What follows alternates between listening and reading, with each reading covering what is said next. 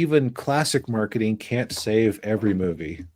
Which That's brings true. us to the one we decided to call our classic of the week. Or new movie of the week. Oh yeah, new movie. It is Whatever. a movie of the week. Van Yes. Helsing, starring Hugh Jackman. Yeah. I actually remember seeing this movie in the theater. Oddly enough, and I can't remember. I can't remember if I've seen it since then. This might be the first time I've watched it since then. I was aware of it when it came out. I actually remember that there was a on Newgrounds at the time. Somebody did a parody movie called Van Helsing that I thought was kind of interesting. But of course, like a lot of Flash projects from back then, they had a part one that kind of covered the first part of the movie. Like I don't think they even got to Mr. Hyde, and then they never continued it. Oh, But I remembered it since then, just because it has been such a like not because it was an amazing Flash cartoon, but just because I said, "Oh, somebody's copying the people who are making fun of the Matrix right now. Cool. yeah. Wonder where this is going to go. Nowhere. Okay." Yeah, and um, Ninja's a fan of the movie. uh, yeah. So I felt like this was a big contrast between this and our other mainline movie of the week, Midnight Run, Yeah. where I think that they're both kind of dumb, but this is like fun dumb. Yeah. I forget what movie it was I saw last year, but I said, "Man, I don't think I've been so happy to have my intelligence insulted lately." But I don't remember which movie that was a review for, but that definitely applies here. Yeah. Yeah. Yeah. It's a fun schlocky action movie with most of the Universal monsters, excluding the Mummy, and that's largely because the director of this movie also directed the first two Brendan Fraser Mummy movies. Right. And this, I don't know what the backstory is behind this one. Um, but it feels like somebody at Universal said, "Well, shoot, they managed to make a lot of money off of what's probably objectively our least interesting monster. Let's give him the keys to the kingdom." Yeah. Um, so I guess we'll get into the plot of the movie. The movie opens with a recreation of the famous scene from the Frankenstein, the original Universal Frankenstein movie with Boris Karloff, and he's bringing, Dr. Frankenstein's bringing his creation to life, and then he gets a visit from Dracula. Played by Richard Roxburgh, who, man, no wonder this movie cost $170 million to make, because every time they did a take, the man had eaten the entire scenery. Yeah. Oh yeah. Let's hear, what else was he in? Oh, he was in Moulin Rouge. Oh, he was the Duke who was going to marry what's her name? Oh, Nicole Kidman. I think so. Let's Uh, find. Yeah, the Duke. Yeah, yeah, and which shows he actually has range in terms of being a over the top foghorn actor, because in that one he was much more genteel. With this one he was, "I am Dracula." He didn't quite go blah blah blah. That's because, as they established in the Hotel Transylvania movies, Dracula doesn't really go blah blah blah. right, yeah. And hey, Garcos, good to see you. Hey man. And Ninja says it was a dream film by the director. Okay, that makes sense. Yeah, he also dedicated it to his dad, who I guess had passed. Yeah. Yeah. So then we come to find out that Dracula is basically the one who's bankrolling Frankenstein's experiments, and that's because Dracula has his own motivations for wanting Frankenstein to create his creature. Right. Be able to give life to things. Yes. And but then you had the whole thing with the townspeople, going after Frankenstein and the creature, and then they did the whole thing with the windmill, and um, then we cut to a year later, and we meet Van Helsing, who's played by Hugh Jackman, and he's in Paris hunting Mr. Hyde. Yeah. Now you might go, wait a second, these characters didn't really exist at the same time. Shut up, nerd. Yeah.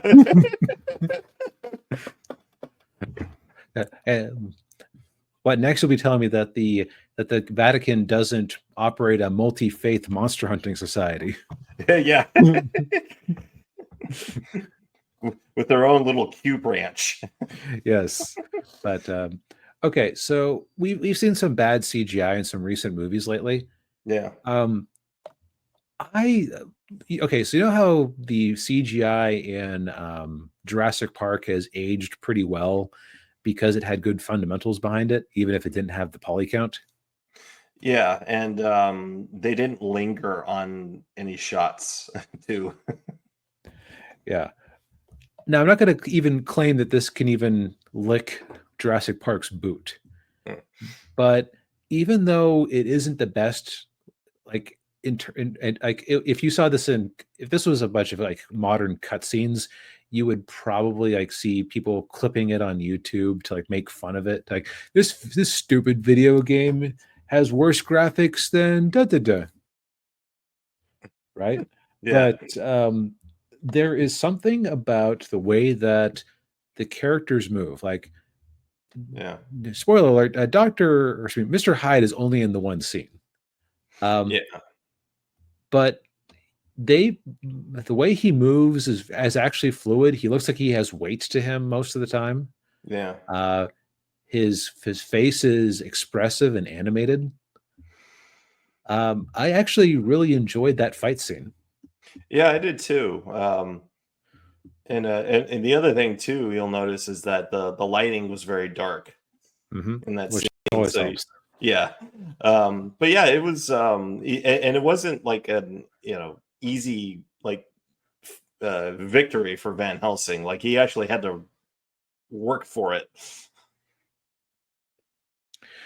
Yeah, but like he's known across Europe. People, when he shows up, people die. So that's kind of his cross to bear. Yeah, and yeah, which he of course he was not unable to capture Mr. Hyde, who of course right before he dies he turns back into Dr. Jekyll. Yep, bad timing that. Yeah, yeah. So then he goes back to the Vatican, and then we learn that he actually showed up on the doorsteps of the Vatican with with no memory of who he was, uh, and so he basically just got like recruited into this holy order or whatever it was, to like DB was saying, this multi-faith kind of like shield type organization that hunts monsters. um and then he's given his new mission, which is to go to Transylvania, where he has to stop Count Dracula, because he's going after the members of this family who their ancestor pledged to kill Dracula. And if they don't, none of them can get into heaven. They'll be stuck in purgatory. Which, boy, like, is that? I actually found myself thinking, wait, is that a thing you can do? And then the movie just kept going. So it's like, stop questioning things. Yeah. Like, wait, what? Did you get a benefit from promising this to your family? No, apparently none whatsoever. That's why Van Helsing had to show up and be the hero. Yeah. Yeah, and Ninja mentions they meet Professor Lupin's great grandfather, who was a friar. Yeah, that's Carl. Yes, Carl. So what I found it very refreshing about this movie, and it kind of made me miss 2000 schlock, is that Hugh Jackman as Van Helsing is very quiet in a lot of scenes. Like a lot of people will often talk to him more than he talks, Yeah, or talk at him in case of a couple of exposition dumps. But he gets off a couple of one-liners, but like no more than a James Bond character would, or James Bond actor would.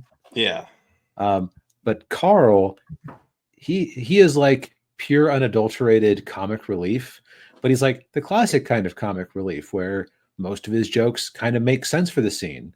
He's a nerdy, lonely friar who's only ever known the inside of the Vatican. So when he's kind of awkward and kind of jocular, it kind of makes sense, right? yeah, And everybody else takes everything seriously. And this is where the post Marvel movies have failed, is that when things get serious, he continues to he can switch and start taking things seriously. Now, I know that this is a radical concept in modern movie making, yeah, but it's not like you had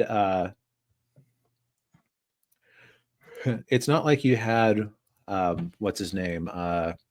It's not like he had Van Helsing or Kate Beckinsale's character quipping the entire time they were fighting these horrific monsters. right, yeah. Yes, which was a good thing. And speaking of Kate Beckinsale's character, she plays Anna Valerius, I believe is her last name. And she and her brother are the last two descendants from this family. And when we first meet them, the brother, they're hunting a werewolf, and then things happen, and then the brother gets bitten by a werewolf, and now he's turning into one. Yeah, and what I got to say, and no disrespect to the characters or the actors, they come off as extremely incompetent. Like they are not good at their jobs in any way. Yeah. Especially considering that Van Helsing just kind of strolls into town and solves the problem they've been fighting for generations in a couple of afternoons. Yeah, yeah. Yeah. Yeah, and yeah, so then the other part of course, not only do you have Dracula, but you also have his brides, Yep. who attack the village, and Van Helsing manages to kill one of them, which Dracula doesn't take too kindly to. Nope. Actually, so I'm going to take a step back. What the incompetence of the twins or the brother and sister really reminded me of. Yeah. So you notice how in a lot of fantasy literature, if it's directed at men, princes don't feature very prominently, and if they do, they're either enemies or they're like kind of ineffectual. Yeah. I kind of realized that that's because if you're doing a hero's journey type story, the prince is at best a hindrance, and at worst, if the prince is actually good at his job, why do you need the hero? Yeah. Where the princess is somebody who the prince can, prove himself to. The prince would be at best fodder to be a sidekick or something. Right. Yeah. That really struck me with this one is, yeah, that's what Mr. Wolfman Valerius is basically reduced to. Like you could have very easily seen a movie where he was the main character, but nope, show. Yeah. But so I don't necessarily know that we want to get into the full blow by blow of the entire plot. Right. Yeah. Because I think that we both do ultimately recommend this if you're in the mood for something insane. Yes. Yeah. But like, so just some highlights. They're planning to use not Dracula. Dracula is planning to use the Frankenstein technology to unleash an army of vampire monsters. Van Helsing ends up with the Wolfman's curse. Yeah.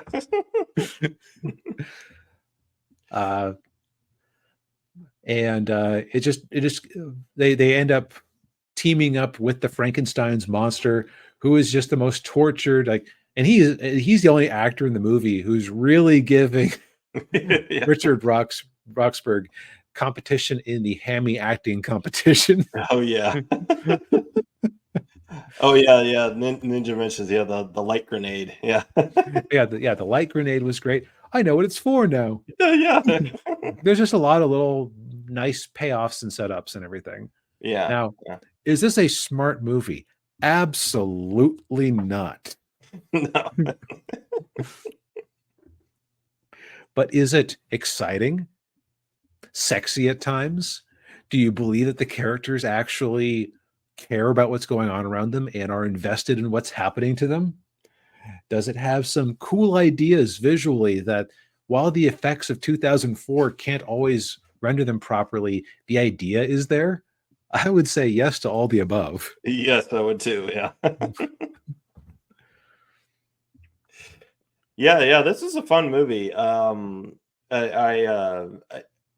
think at the time I enjoyed it when I first saw it. Can't remember who I saw it with, but I don't think they enjoyed it very much. But that's probably because it was a little too schlocky and hammy for them. I think also in 2004, this movie would have just come off as yet another schlocky, over the top Hollywood movie, where in 2024, it's like, oh my God, characters who actually respect what's going on around them. Yeah. Heterosexual romantic interests where nobody's feeling shamed for being interested in each other. Yeah. Oh, Yeah. you're like dirty water to a drowning man, or to be dirty water to a man dying of thirst. Yeah. Yeah. And Ninja says best. Yeah, it's a fun movie. Yeah. Yeah, just go into it with the right mindset. Now, I do have a spoilery thought. So, if you don't want to have anything about the movie spoiled, go watch it on Netflix. It's currently available there. Yeah. I'm going to give people who might be watching this later while doing something else. Going to give you 5 seconds. Mhm. 5, 4, 3, 2, and 1. Mm. Okay, so did it strike you as a weird choice to kill Kate Beckinsale's character at the end? Yeah, it did. Yeah. Yeah, I will say if there's one black spot on this movie, it would be that. Yeah, and I'm trying to decide if they had a sequel in mind with this one, because that very much seems like a choice you would make if you're just trying to put it in the ground. Yeah. Because, like, while it does end with the two leads riding off into the sunset, which could imply future adventures, but then again, Indiana Jones 3 ended like that, and that was clearly meant to be the end of things, Yeah. despite other people's bad choices later. Yeah. Yeah, I kind of wonder that too. If or maybe the intention was that if there was a sequel, that it would be more episodic, where it basically like a completely separate story, a separate self-contained story that doesn't bleed off from this movie. Very possible. I can't think of what normal Universal monsters you'd really have left. Was Creature from the Black Lagoon one of theirs? Yeah, it Or was. Yeah. okay, I could see you doing something with that. Yeah. Also, you still have Frankenstein running around. Yeah. Dracula's dead, which means that all other vampires are dead. Yeah. Unless they found a way to bring him back. That's true. You could always have. There's always room for muckery, after all. Yeah.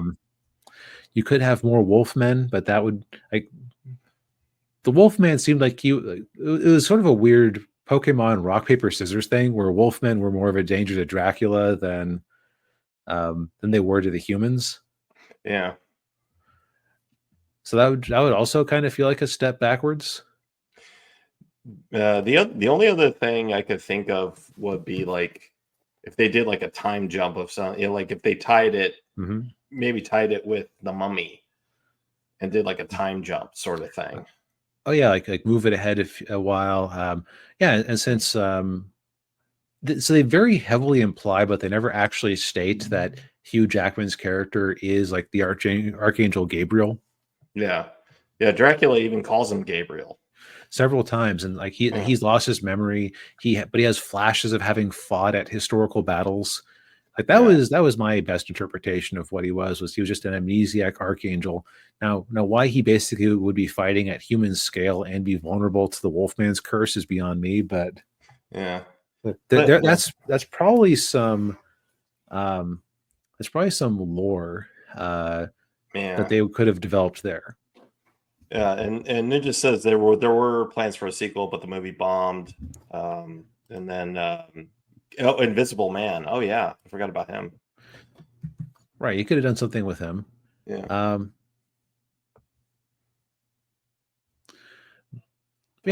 So, but overall, even though this is all there is and all there ever will be, I mean, okay, this or Tom Cruise's The Mummy, which one would you recommend people watch? Oh, this one.